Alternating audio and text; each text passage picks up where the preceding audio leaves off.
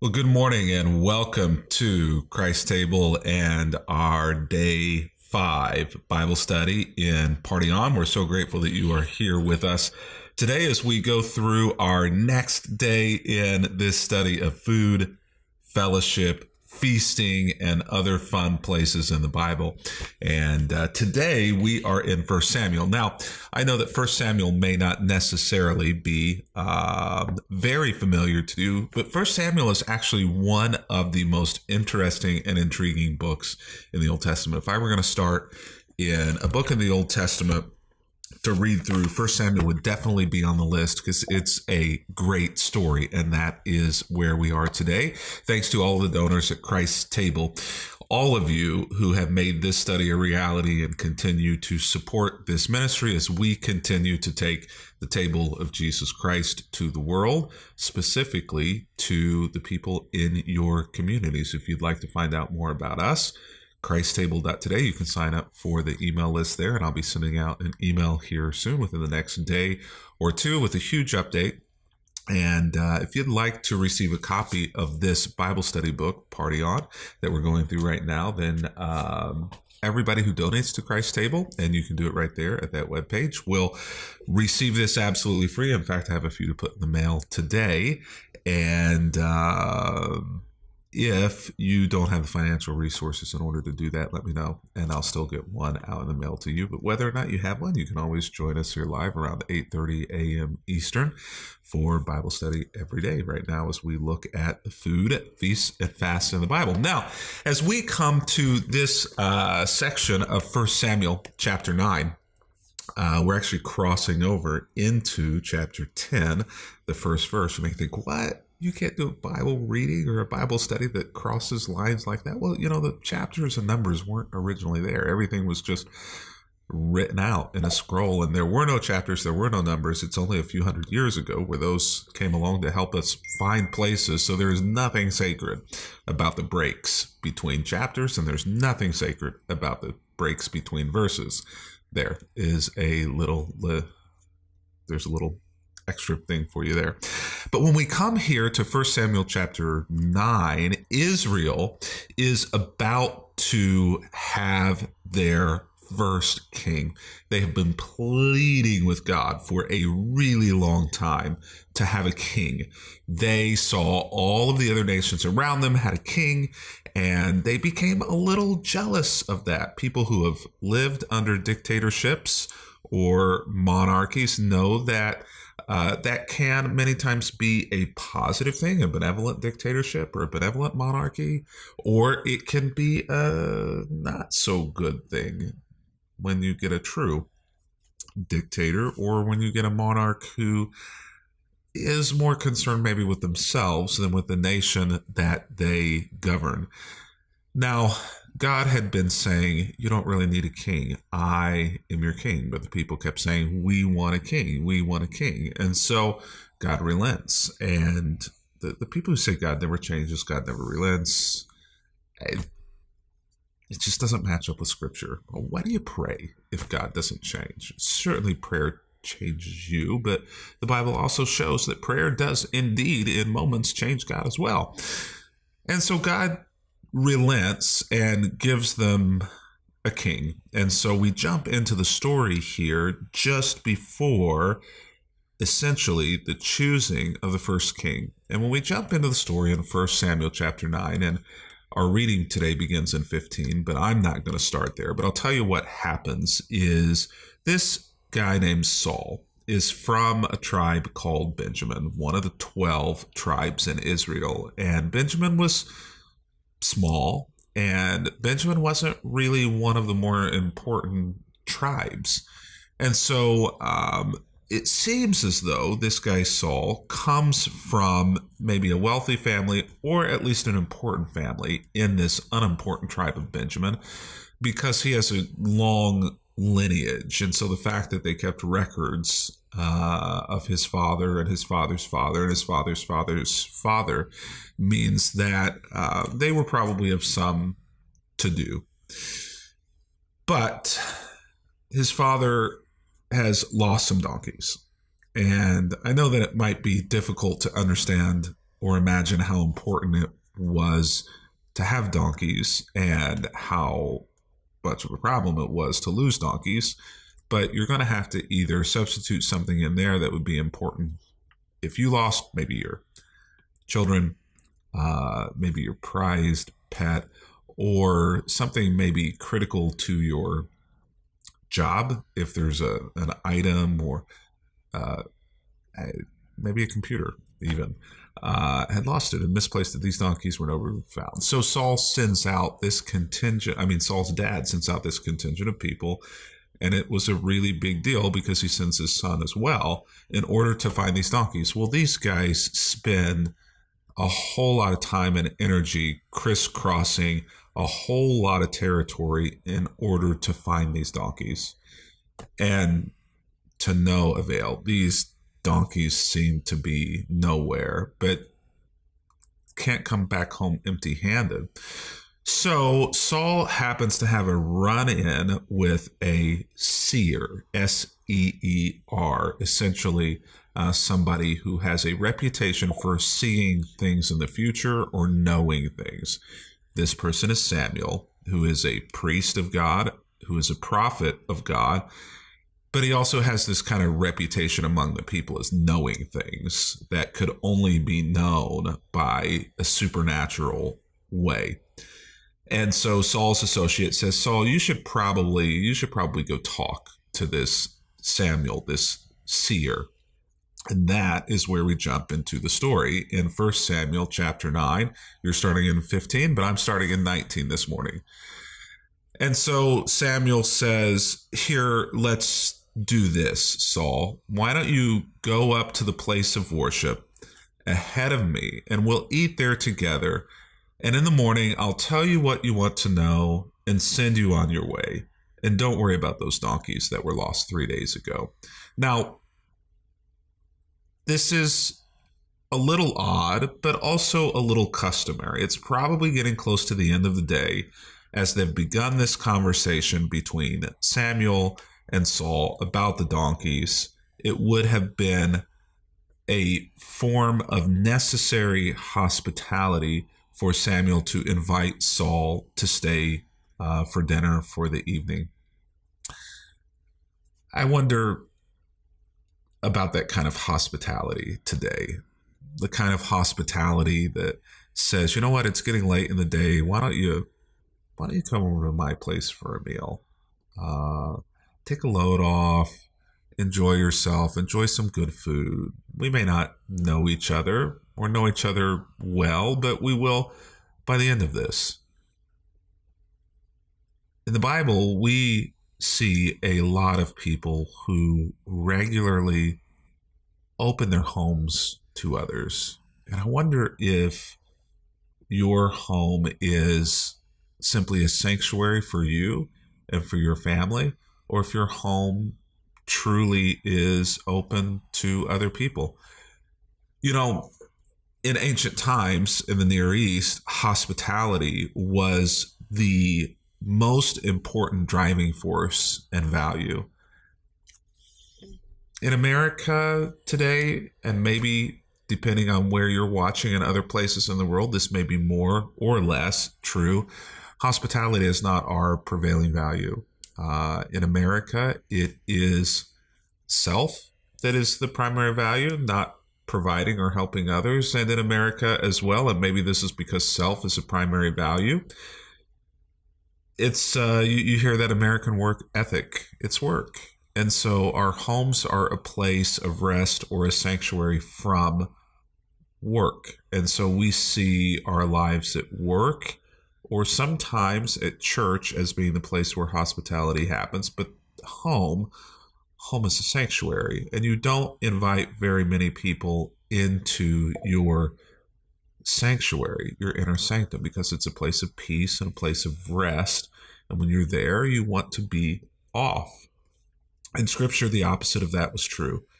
Home is a place where you are on, a place where community happens, where communing happens. Hospitality. You may think you're a person of hospitality, and you may well be, but is your home a place of regular hospitality. Samuel here says, Saul, I'm going to do what I'm supposed to do. I'm going to offer hospitality to you. So come up to the place of worship ahead of me. We'll eat there together, and in the morning I'll tell you what you want to know, and I'll send you on your way. Now, the place of worship would have been the place also, because he was because he was the priest, would have been where he lived as well. Don't worry about those donkeys that were lost 3 days ago, for they've been found. Oh, so they were right to engage Samuel. Samuel does see things that other people don't necessarily see with God's help. And I'm here to tell you that you and your family are the focus of all of Israel's hopes. And Saul is like, Samuel, wait a minute. We were just talking about donkeys here. And then you said, and I'm here to tell you that you and your family are the focus of all of Israel's hopes. Did I miss a line? Is there something that I should know? And there is. The thing that he doesn't yet know is that God has essentially chosen him, because the people will choose him as well, as their king. Samuel knows this, and it's Samuel's job essentially to tell Saul and that he will be king and to anoint him as king. So Samuel said, and I just want you to know, Saul, that you are the focus of all of Israel's hopes and your family. And Saul replies, yeah, I'm not buying it. I'm only from the tribe of Benjamin, the smallest of the tribe of Israel. In my family, we are the least important of all of the families of that tribe. Why are you talking like this to me? So Saul really downplays his place. And it may well be that instead of him being from the wealthiest family or one of the most prominent families in the tribe of Benjamin, it may well be that his family was the least important. Maybe he was just downplaying it. Maybe he was just being, self-deprecating a little bit. Or maybe he was being absolutely truthful. But he does ask the question, why are you talking like this to me? This is very odd.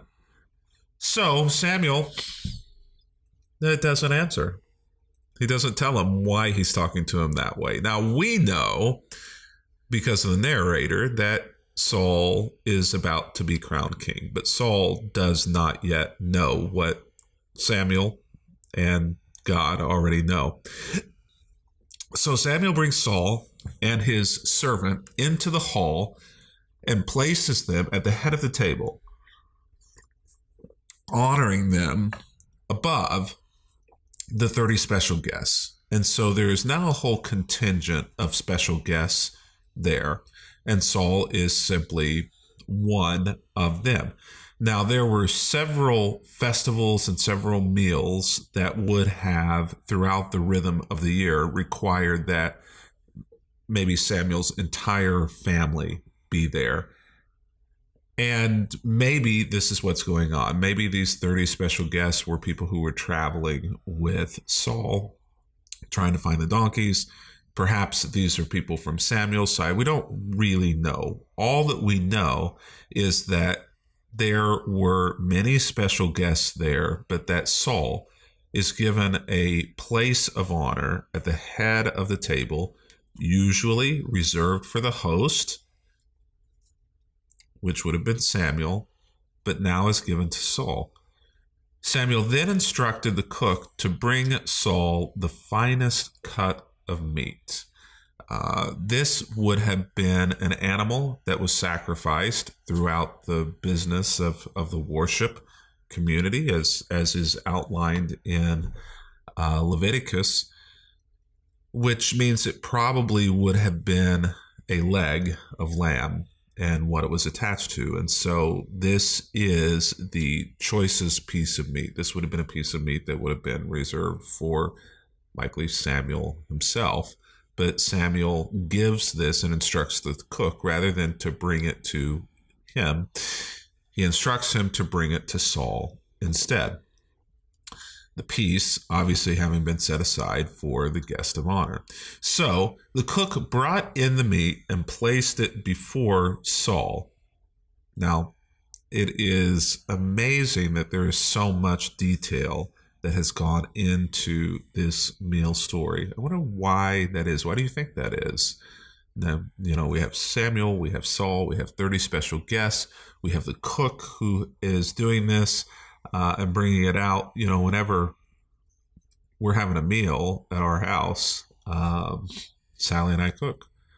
We have had in the past 30 or more people in our house, and we have cooked for that many people, and it's not easy. Cooking for one is very different than cooking for six, which is our whole family. Cooking for six is very different than cooking for 30. I'm not sure that we have catered before, which I guess would be similar, but I'm not sure that we've ever invited a cook to come into our home and to cook on behalf of a party or an engagement that we've been having. But the fact that there is one here certainly takes this to another level. This is a very important meal. So it's set before Saul. Go ahead and eat it, Samuel says. I was saving it for you before I invited these others. Very interesting statement. So Saul ate with Samuel that day. And when they came down from the place of worship and returned to town, Samuel took Saul up to the roof of the house and prepared a bed for him there. And we'll stop there. But essentially now what happens is there is this scene, and it's still a part of your reading, where Samuel and Saul have a conversation, and eventually Saul will be anointed as the next king of Israel, much to his own surprise, and in some ways even as something that he doesn't want. But I want to go back to the meal for a minute. I want to point out a couple of things, and then we'll be done, because I know that my time is short here. If you want to make someone feel like a king, invite them over to dinner at your place. Now, I know that I'm kind of looking at this passage metaphorically, but how does Samuel show Saul that he soon will be king? The first thing that he does is he invites him over to a meal at his place, and he treats him with honor, gives him the best. He shows exquisite, and I might even say godlike hospitality. We have so many people in the world today who struggle with depression, who struggle with isolation, who struggle with feelings like Saul did of self-doubt, of not feeling like they measure up, of disconnectedness. I wonder how many of those issues could be simply solved by more invitations for dinner. I know that whenever I receive an invite to someone's house for dinner, and when I accept it, Sally and I, there's really no better feeling, especially in a culture now that downplays almost to the point of extinction this idea of invitations into one's home and around one's table for a meal gathering. It's extra special, and I feel like a king. You do, right? To be waited on, to have somebody intentionally invite you, prepare a meal for you, serve it to you, and then enjoy good company and conversation alongside of it. It makes you feel like a king. It makes you feel like a queen. And I wonder, if we were to do this more, how many people may not struggle as much with isolation or loneliness, with depression, or feeling as though they simply don't measure up.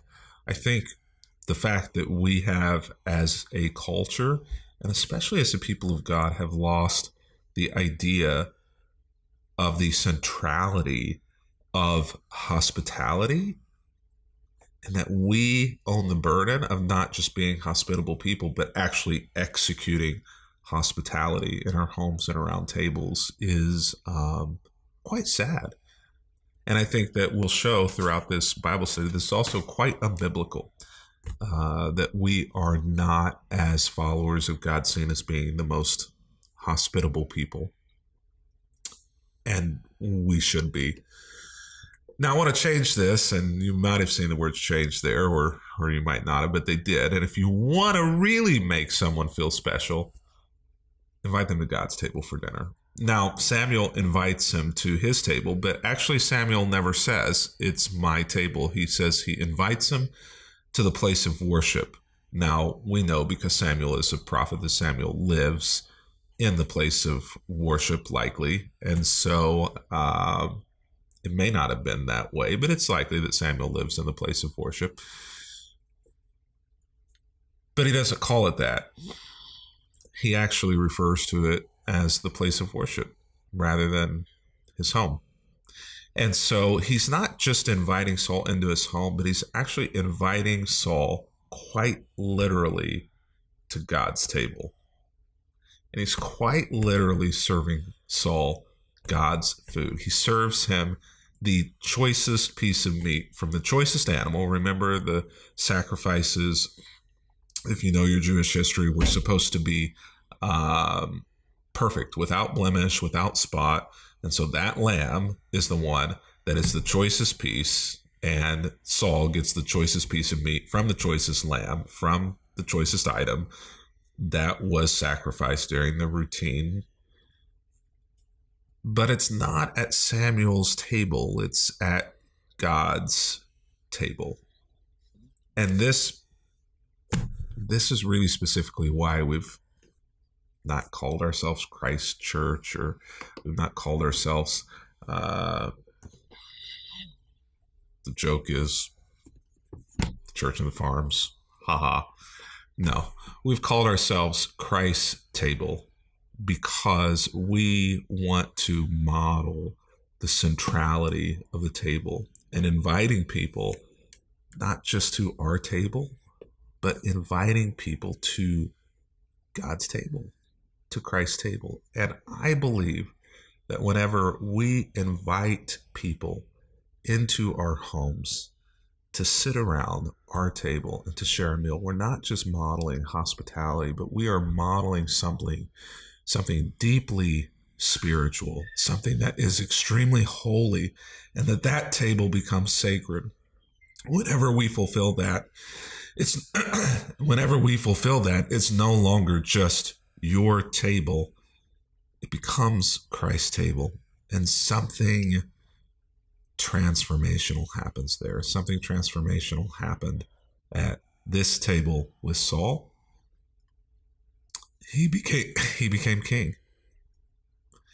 And I think that whenever we invite people to our table, something transformational happens. And I think that what happens there transformationally is that people become sons and daughters of the King. Keep inviting. Until tomorrow, party on.